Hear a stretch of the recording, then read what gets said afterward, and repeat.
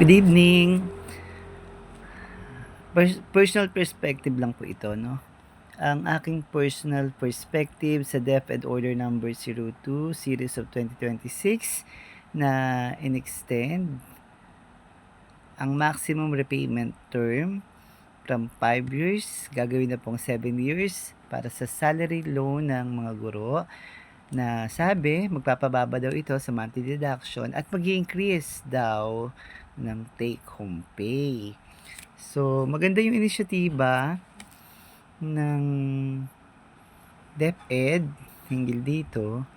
Pero ang tanong, ano ang nakapalaman, ano ang negatibo at positibong epekto nito sa mga guro? So una, ang sinisigaw lang naman natin, salary increase. Bakit salary increase? Dahil napakataas na ng inflation at di na sumasapat yung sweldo natin para sa pang-araw-araw na gastusin natin. Hindi na nakabubuhay yung sweldo, no? Kaya napipilitan tayong mangutang at sa kakautang natin nalulubog na tayo sa utang. Pero sa sinisigaw nating uh,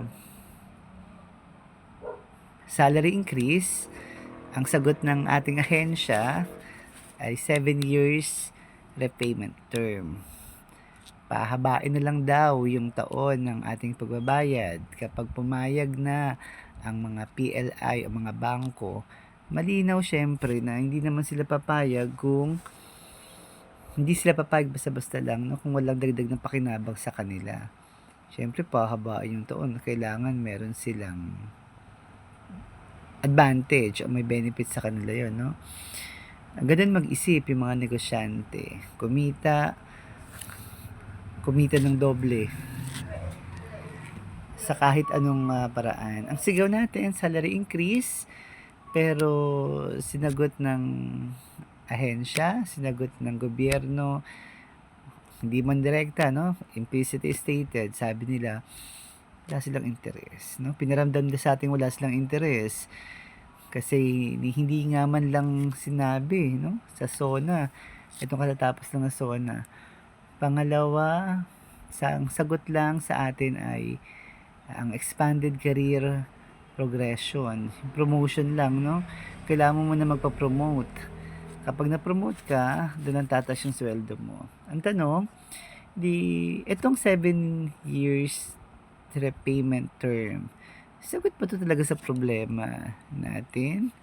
Sagot ba to sa sinisigaw nating salary increase? Siyempre, isang malaking hindi. Ang 7 years repayment term ay isang band-aid solution at di sumasagot sa ugat ng problema at ng kahirapang dinaranas nating mga guro. Kung binaba sana ng mga PLIs o ng mga bangko ang interest rate, baka dun pa ako o tayong lahat matutuwa.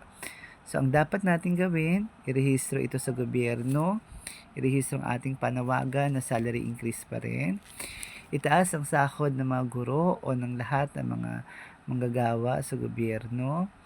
So, I suggest, no, para marinig tayo, mag-rally tayo. Nagkaroon ng group discussion o mga talakayan, yung pirma-pirma, iparating sa mga senador at congressman na suportahan ng ating advocacy na salary increase. Gawin lahat ng pamamaraan sa lahat ng artistikong pamamaraan, no, para maitambol ang ating panawagan na sahod itaas. Maraming salamat po.